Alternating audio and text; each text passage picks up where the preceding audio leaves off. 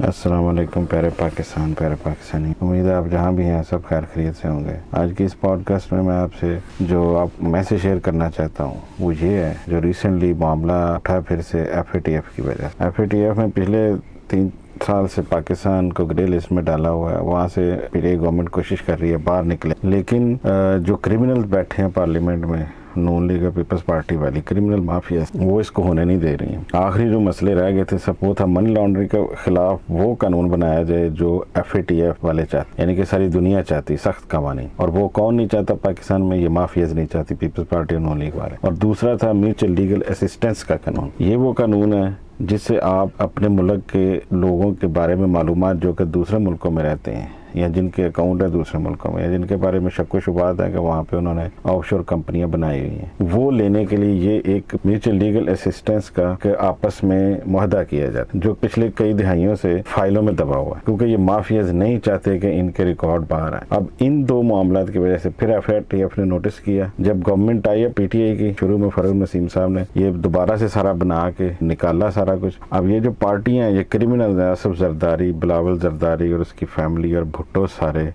और इधर नून माफिया और उसके साथ मिले हुए सारे जो नून माफिया के, मुस्लिम लीग को सारी नून माफिया बन गई है। वो नहीं मान रहे थे। इनसे मीटिंग की गई, शहजाद अकबर और फरूक नसीम साहब ने बिठा के मनी लॉन्ड्रिंग के बारे में उन्होंने अपनी मर्जी की तब्दीलियाँ करवाई कानून में कि ये इस तरह से इसको हल्का रखा जाइए। वो सबसे ज़्यादा मुश्किल उन्होंने खड़ी की म्यूचुअल लीगल असिस्टेंस के कानून। तो उन्होंने कहा कि जो 2 पॉइंट्स हैं इन पे हम आपका अगर हमारी बात माने तो फिर है।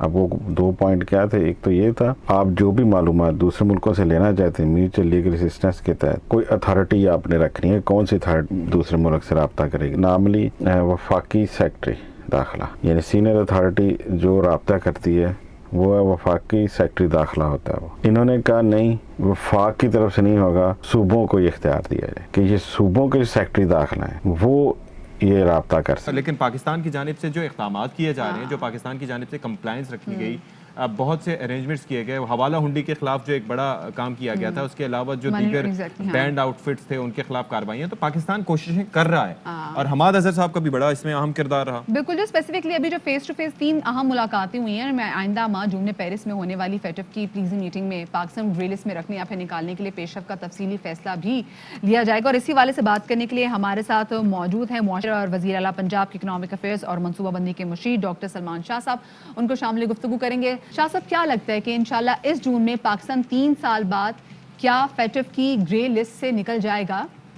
जी, आई थिंक देखें ना, आपको पता है कि हमारे बड़े पैनमा में भी केसेस चले जो मनी लॉन्ड्रिंग के साथ कनेक्टेड थे, और हमारी लीडरशिप ने भी मनी लॉन्ड्रिंग के ऊपर अपना रोल अदा किया। बहुत से हमारे कानून ऐसे थे जो मनी लॉन्ड्रिंग को प्रमोट कर रहे थे, तो वो सारी चीज़ें चेंज कर दी गई हैं। सो आई थिंक अब पाकिस्तान से मनी लॉन्ड्रिंग बैंकिंग चैनल से करना नामुमकिन है।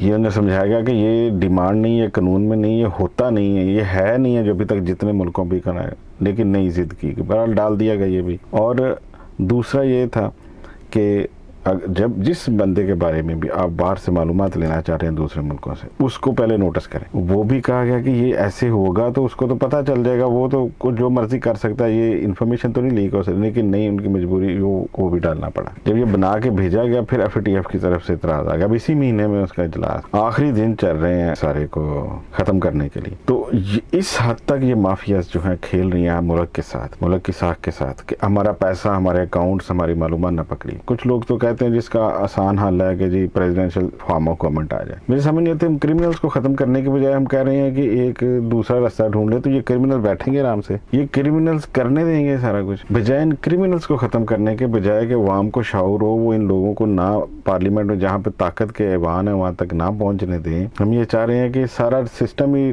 ढा के बनाओ। ये तो रोज सड़कों पे होंगे, ये तो वो टेररिज्म फैलाएंगे, जैसे हमद मीर जैसे को पकड़ा गया, वो अब कहीं जाके लिख रहा है, कहीं जाके गार्डियन में, ब्रिटेन सारे है तो वहीं से चल रहा है ना, बरतानिया। जो मैंने कहा था कि अगर पाकिस्तान में चाहते हैं कि थोड़ा तेजी से सुकून और तरक्की करे तो बरतानिया के साथ कम से कम 10 साल का डेड लॉक करना चाहिए सफारती तौर, कम से कम बरतानिया के साथ, क्योंकि हर साजिश रॉ उधर से, CIA उधर से, क्योंकि पाकिस्तान सैटेलाइट स्टेट है ना बरतानिया की, वहाँ पे हर किस्म के जितने भी हमारे ऑफिसर हैं बड़े हैं, सबके औलादे नस्लें वहीं पे बैठी हैं, वहीं पे पढ़ रही हैं, सारे क्रिमिनल्स के भी और सब के सब जितने भी बड़े इदारों में बैठे हैं, चाहे वो जजेस हैं, चाहे वो जनरल्स हैं, चाहे वो ब्यूरोक्रेट्स हैं, सब के सब की औलादें वहीं पे बैठी। तो इसलिए चलो ये मेरी राय है, कहने का मतलब और मकसद ये है सारा कि इस तरह से पाकिस्तान को ये प्रेशराइज कर रहे हैं गवर्नमेंट को। लेकिन अब लास्ट वार्निंग जो आई है, उन्होंने कुछ टाइम दिया, अब उसमें ये जो हमारे वज़ीर कानून है फरूक नसीम साहब, उन्होंने जल्दी लेजिस्लेशन कमेटी का इजलास बुला के, अब वो उम्मीद है कि इसको पार्लियामेंट से ये मंजूर करा के तो सेनेट से भी हो जाएगा, क्योंकि पहले सेनेट में मेजॉरिटी कम थी, अब 3 साल हो चुके हैं गवर्नमेंट को, और वैसे भी लास्ट आखिरी सेनेट के इलेक्शन में उम्मीद है कि वहाँ से भी ये कानून मंजूर हो जाएंगे, कम से कम FATF की तलवार सर से उतर जाएगी। तो प्यारे हमवतनों, इन लोगों को समझें, इनको देखें, ये सारे माफिया किसी के हमदर्द नहीं है, इसलिए इनको पार्लियामेंट में पहुँचने ना दें। आप रोक सकते हैं बुनियादी तौर पर, अपने पैरों पर कुल्हाड़ी ना मारें, पंजाबी में या उर्दू में कहते हैं हदें देती हैं दाना खोलियां पेंदियां ने, इसको समझें, इनको पार्लियामेंट में ना आने दें। नून लीग इसलिए तड़प रही है कि इनको पंजाब से निकाल दिया गया है, इब्तिदा कम से कम कर दी गई है, माफियाज में तो वो बैठे हुए हैं अदारों में हर जगह पर इनके माफियाज, लेकिन सिंध वाले इसलिए अभी तक चुप करके बैठे हैं, किसी हद तक वो चुप करके, क्योंकि अदालतें अपना काम नहीं कर रही, इनको वो तो कोई इदारा तो निकाल ही नहीं रहा ना इन्हें पार्लियामेंट से, ये अवाम ही निकाल सकती है। क्यों ना ये था कि ये सारे क्रिमिनल्स हैं, इन पे इलेक्शन कमीशन एक्शन ले, इन सब की रुकनीत मुअत्तल करे और ख़त्म कहानी, लेकिन कुछ भी नहीं हुआ। इलेक्शन कमीशन में भी उनके माफियाज बैठे हुए हर जगह पे। इलेक्शन कमीशन जितना करप्ट और क्रिमिनल लोग कहीं भी नहीं, इनको सबको सजाए मौत होनी चाहिए सारी फैमिलियों समेत, लेकिन कोई पाकिस्तान में अब किस किस को पकड़ेंगे आप? हर जगह पे एक नेट बना हुआ, सारे आपस में मिले हुए हैं, सब के सब डीप स्टेट से लेके, इसलिए ये बड़ी आहिस्ता आहिस्ता या तो अब रगड़ा खाने के लिए तैयार है अगले 10, 15, 20 साल, और थोड़ा तेज चाहते हैं तो इनको पार्लियामेंट में ना आने दें। इसी मैसेज के साथ मैं अपना ये पॉडकास्ट ख़त्म करता हूँ। अस्सलाम वालेकुम, पाकिस्तान जिंदाबाद।